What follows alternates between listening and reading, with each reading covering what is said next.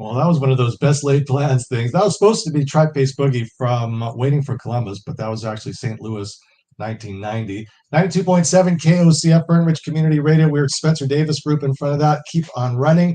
And the biggie, thank you very much, Elvis Presley, the number one song, 1957, Jailhouse Rock. And folks, I have with me, not in the studio, but on the interweb, Mr. Bill Payne, founding member and keyboardist of Little Feat. Billy, thank you so much for joining me today.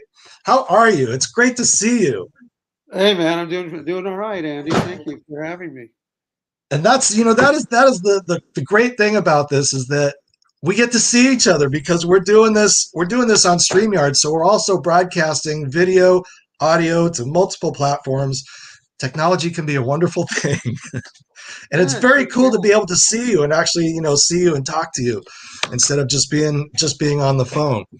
Yeah, exactly. So I got to tell you a story. So my introduction to Little Feat, I was working at Big Ben's record store in 1981.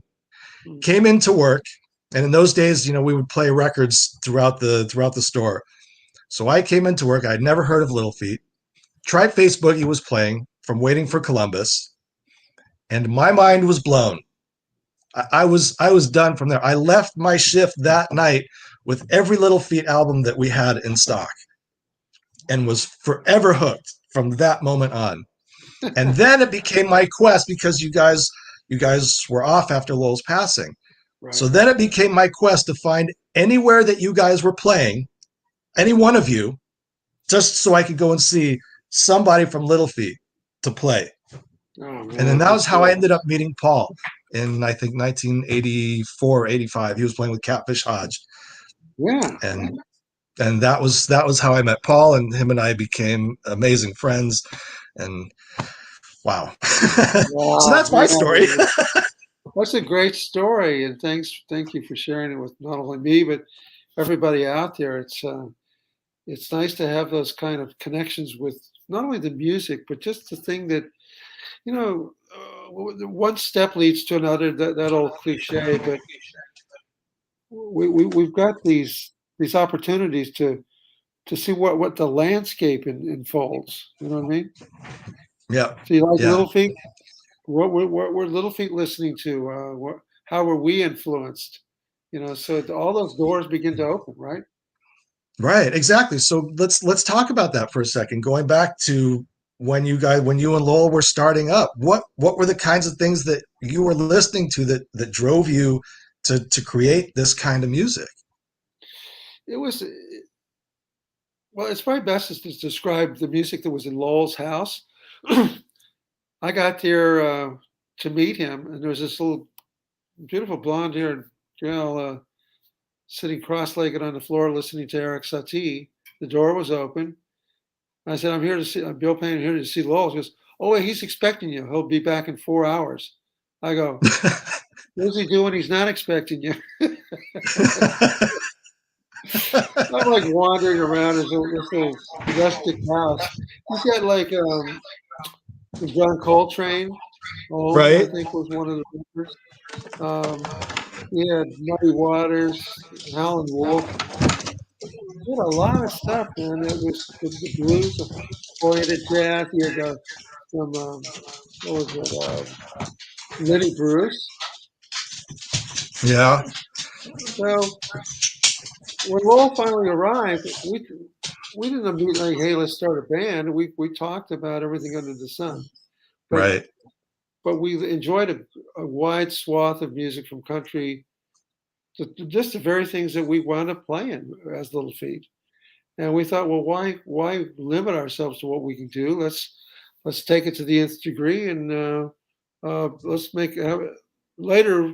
A couple months later, when we decided we wanted to do the band, or that I would come in, because I originally wanted to meet Frank Zappa. That's why I was there in L.A. I didn't want to be in L.A., but at any rate, yeah. So that's how it started. It started with this idea of just slowly checking each other out. What do we like? Right. So now let's talk a little bit about Waiting for Columbus and how we got here. Was there any thought after Paul's passing of just kind of saying, okay, we're kind of done. I mean, kind of the same thing when Richie passed, really. Was there thought of saying, maybe it is time? Oh, I absolutely. And the impetus to keep going was the actual gigs that we were playing. I went right directly from a Doobie Brothers tour. It was in October, Hmm. and I was in San Antonio. I flew up to Minneapolis, and I Right. said, I'm going to start singing these songs that I've never sung before. And I don't know if I can sing them or not, but I'm going to give it a go. And I did that night in Minneapolis, and a couple of people were like, well, why weren't you singing before? I said, because Paul was singing these songs, or somebody else was doing this. And I just, um, look, we either take over or we don't. And Larry Campbell, Teresa Williams were there. If I felt like I couldn't cut it, I'd hand it over to them. But I wanted to at least have a first shot at it. And Right. um, but yeah, the music is the thing that drives Little Feat. It's not necessarily the members. Mhm. They Paul Barrera is enshrined in this band forever now, Right. and he's we pay homage to him every time we hit the stage. Uh, I know his family. Um, you know, it might be tougher for some people to figure out, like, does this train ever stop? And I don't know. Right. Yeah. I don't know if And it does or not, but I'm one of the leading members and one of the leading songwriters in this group, and I don't know if it stops if when I go. So we'll see. There's um, the thing that distinguishes um, what we're doing now from, say, what some critics, before even having heard it, they go, "That's a Little Feat cover band." Well, okay, I'm covering myself, I guess. I don't know. Um, when Lowell and I started to sing in 1969, that's what I was going to say, is it was an elastic setup. We would do what we needed to do when we needed to do it. And Mhm. that was the philosophy behind Little Feat was, do we need another horn section? Do we need to bring in another guitar player? When we did, we brought in Paul Barrera, for example, 2 years later. Right. So it was, we're still operating from there, and we're writing music. I've been writing with Charlie Starr from Blackberry Smoke, for example. Yeah, so that was what I'm going to say. It's tough to be a cover band if you're still writing new music. I mean, Rooster Rag, was a phenomenal album. I thought that was really, again, when you talk about the longevity and the progression of Little Feat. I mean, Rooster Rag, I thought, was just one of the most outstanding albums. I mean, even in your guys' vast catalog, I thought the songs were outstanding. The two that you did with Robert Hunter were excellent. Well, thank you. Um, and and there's and then there's the new song When All Boats Rise that just came out last year. Yeah. So if you're still producing new music, it's tough to be a cover band of yourself. And I understand what you're saying, and I know people say that, but it doesn't. I don't think it meshes, because if you're writing new music, then that kind of discounts that statement. Well, I think so too, Andy. And I think too that having lived through this saga of Little Feat, when we put out Dixie Chicken, there were people going, well, because the first two albums were so eclectic, and now Dixie Chicken is a little more centered. They're going, well, Right. they've lost their their ability to stand, And I'm like, oh gosh, it's like anything else. You can say hello to somebody, and they go, "What do you mean hello?" Yeah. Uh, What do you mean by that? I mean hello, like how you doing? Nice to meet you. Hmm. So what do you remember from those original Waiting for Columbus shows and recordings? Well, gosh, a lot of things. They were wonderful shows. The energy over in England was amazing. Um, then we hit a snag for one evening because Paul and Lowell got tripped up with a few, I think, English downers or something. and that was we'd be able to get through this show. I'm like praying. Somehow we did, and we had Tower Power, the horns, and so that synergy that was taking place was just amazing. And when we hit Washington D.C., whatever guardrails were on, if they ever were with this band, were completely thrown to the sidelines, and we just went for it. And the result was this iconic record, which we did overdub on. I mean, Richie and I, well, Richie's performance is as is. My performance was as is, with the exception of the solo on Dixie Chicken, where I edited a slightly different solo to make it what it was. But yeah, it's a great album, and we're looking forward to performing it next year, which will be. We've known a lot of people. I mean, Fish, they did a Right. They did a wonderful job with it.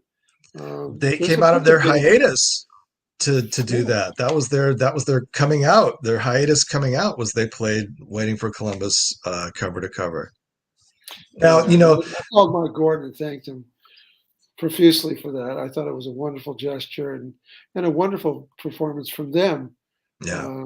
So yeah, it was humbling. Let me tell you, to have that happen. There are many of us that feel "Waiting for Columbus" is the best live recording ever put to tape, or however it was recorded. There are many of us that feel it is the best, bar none, of any live album ever produced. You know, a testament to that is when I was in the studio listening from the opening. You know, join the band. Yeah. Big Bull Rack gonna join the band. And then it goes into the opening for Fat Man in the Bathtub. Hmm. The hair on my arms is going.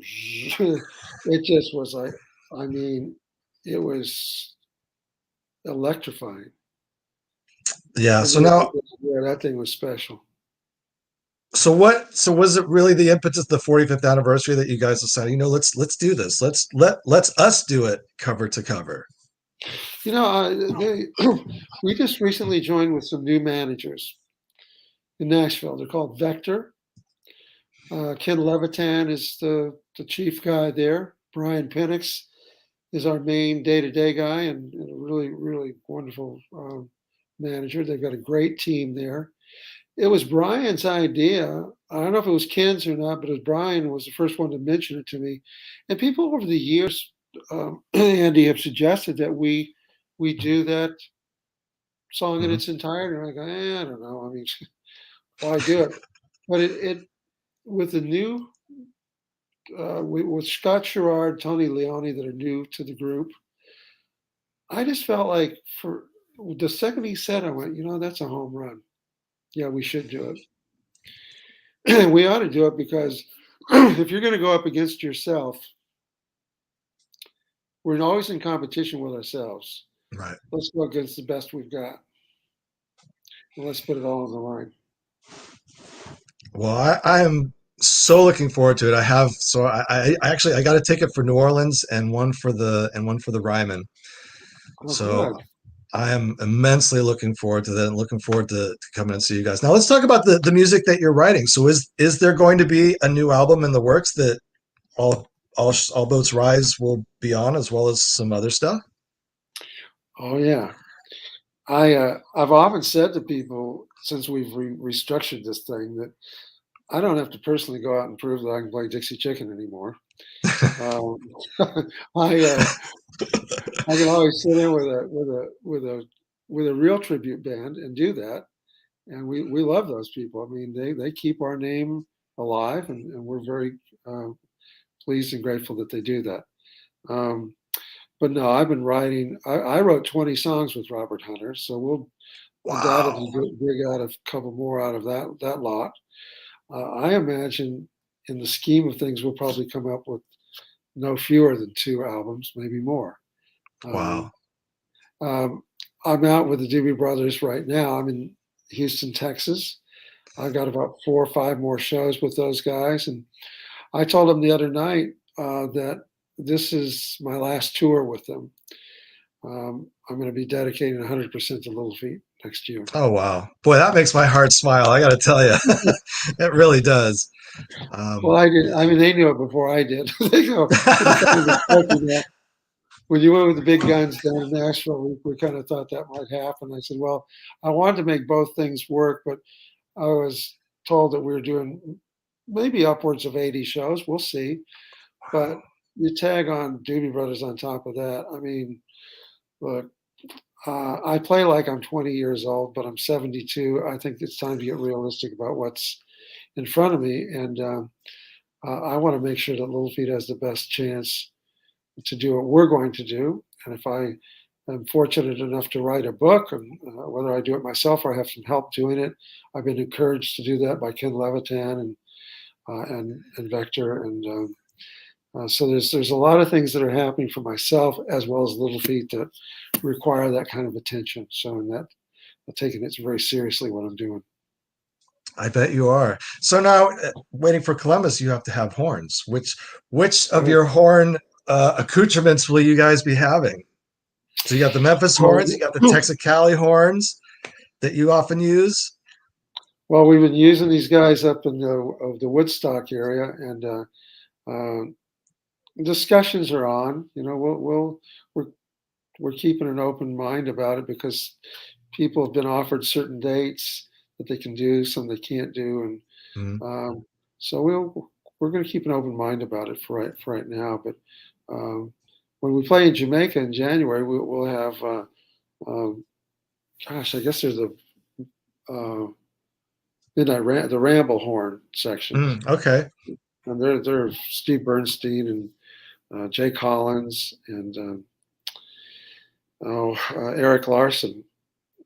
They played with you guys on the 50th, right? Yeah, they're wonderful, and if we can get them, that'd be great.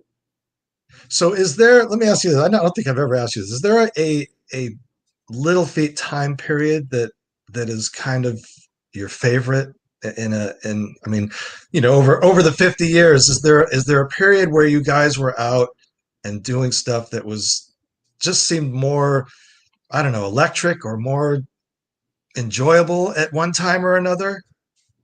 Yeah, I mean, it's usually when you're starting something up, and in this case, there's two times that happened. One was when we were playing in Hawaii. Excuse me for a second. I'm going to take a drink here. We were going to Hawaii, and we brought Sam Clayton into the band. Kenny Grady had just joined us. He said, I want to bring my partner in. We played Diamond Head. It was, I think, the first festival at Diamond Head. There were about 30,000, 40,000 people out there in the audience. Wow. We came back to Los Angeles. We played Long Beach, I believe. That was a wonderful show. But those early shows were just phenomenal for Little Feat. And that was around 72 or thereabouts. We had others following that. Another one would have been when we were making the record, Feats Don't Fail Me Now. We were back in, we split up. We got back together again in the Washington, D.C., Baltimore area. That was an incredible time. And I got to say that for Let It Roll, those were incredible times too. We got Craig Fuller in. Paul Barrera was at the height of his prowess. From where I was sitting, he was just wonderful. And that was, and it was. So I ask you, with Craig Fuller, did it freak you out as much as it did me how much he sounded like Lowell? Yeah, I didn't. You know, it's funny, Eddie, you bring that up because I didn't really. Maybe it was so obvious that it slid past me, but I was literally outside the door of the rehearsal hall in L.A. and they're doing call, and I went, "That's Lowell." Oh, wait a minute, that's Craig. That's Lowell. And I opened the door and it's Craig. I went, oh my God.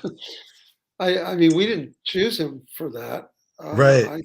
But that in fact is what it was. So, yeah, I was really struck by that when I had first heard Let It Roll. I'm like, wait, no, Yeah, they have a new singer, right? It's Yeah, not little. well, we both went through the same thing, and the irony of all of it was that was not the intention to do that, but beyond that, um, he was on a tour, one of the last tours that Little Feat did before Lowell went out on his solo tour and then went off into the sunset. We He was out there with Eric Cass, so Cass Fuller, Mm, and they were the last opening act for us. Robert Palmer and I talked about him coming into the band, and we discussed it very briefly. Bonnie Raitt was mentioned. I don't think I talked to Bonnie about it, but in both cases, they already had their careers and they had their management and etc. mhm. But Craig Fuller was available and open, and it was a very good call to bring him in. Yeah, and he wrote some great songs too. I think 2 or 3 albums, right? He's a very good songwriter, and he and Sean Murphy, these are part of the Little Feat family. They always will be. Um, at some point, I hope we can, open those doors to bring people in to join us at a few gigs or something if they're Right. available. And, but we're bringing in Scott Sherrard, like I said, Tony Leone. Um, Scott was there the evening. The evening show that we played, Paul had passed away that morning. Mhm. And that's a hell of a baptism to go through Yeah. the first show. He came through like in flying colors. We did a gig with him down in Jamaica a few months later. I was waiting to see how he did there. He played beautifully, sang beautifully. We brought him into the band. Tony Leone, we have still not played with in a room with each other. Hmm. I played music with him, and we've done Right. several long distance recordings. The one you were talking about earlier, When All Boats Rise, is one of them. But we did a version of Fat Man. We've done a couple things. Wow. Tony just like, he has been listening to Richie Hayward since he was 12 years old. I think he's 52 now. There you go. What else needs to be said? Well, I mean, I've been listening to Horowitz. Doesn't mean I can play like him, but we the first thing we tossed to Tony was a song called "Long Distance Love." Mhm. It's a very, very subtle drum track that Richie played, that only Richie could have played, and Tony not only brought that performance into focus, but he threw in his own thing too. That's a very tough thing to do. Yeah. Wow. On Fat Man in the Bathtub, which people will hear, I think, relatively soon. I'm singing it, which is, Wow. I, I enjoy it, man. I mean, I'm not Lowell George. Who the hell is? But you just get in there, you do what you do, and we have horns on it. We got Amy Helm. We have Catherine Russell, who arranged all the vocals on it. She was wonderful. We Wow. love Amy and Cat Russell. But Tony, my instructions to him on the drum part were: look, I'm looking at in my solo section. I want to hear Tony Williams on the cymbals. I want to hear Elvin Jones played with everybody. Coltrane on up and down, and I want to hear Richie Hayward. He goes, "Oh, no pressure." Whatsoever. And he delivered. Wow. I'm not kidding. When it comes to music, look, I can be as flexible as anybody, but if it doesn't cut it, I'm not necessarily going to lay somebody up against a wall. But I'll know Right. it wasn't hit. He hit it, and I go, Yeah. man, this guy's in. And so that's my big secret, is that I know he's going to work like a champ, and everybody else is like, well, let's see what happens when we get together. I go, okay. I can't wait to see these guys. The collective look on everybody's face when we play in these rehearsals in November, I just cannot wait to see it. And then when we do the I gig, cannot wait. it's a I whole cannot other wait. thing, man. I've been So there let me before. quickly, like, just a couple more quick questions. I don't want to keep you too long, It's but okay. you mentioned that Craig Fuller was one of the last people that opened for you guys. Mhm. Was that did that help bring him in? Because Fred came in too, and he had a long history with Little Feat from way back. So Yes. was those two coming in kind of part of that familiarity or the history that you Yes. guys?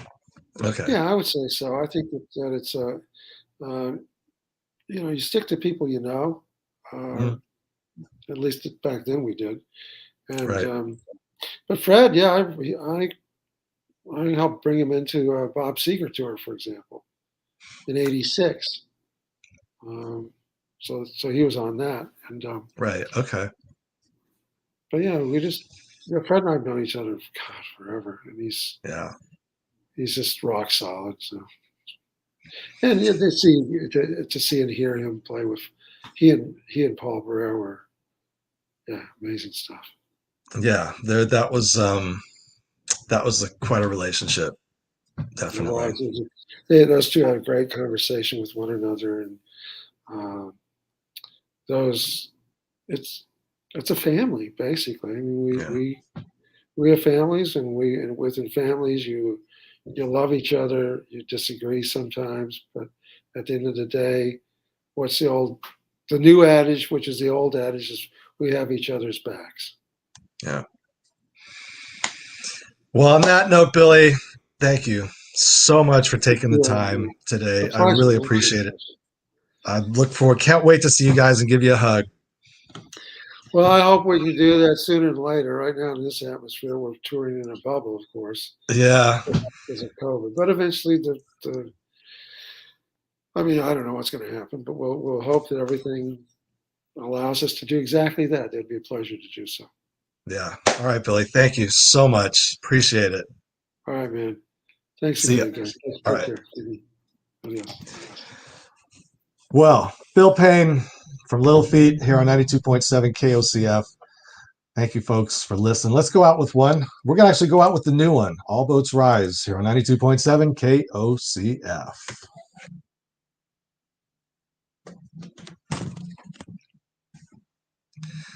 Let's see if he stays. Oh, he left.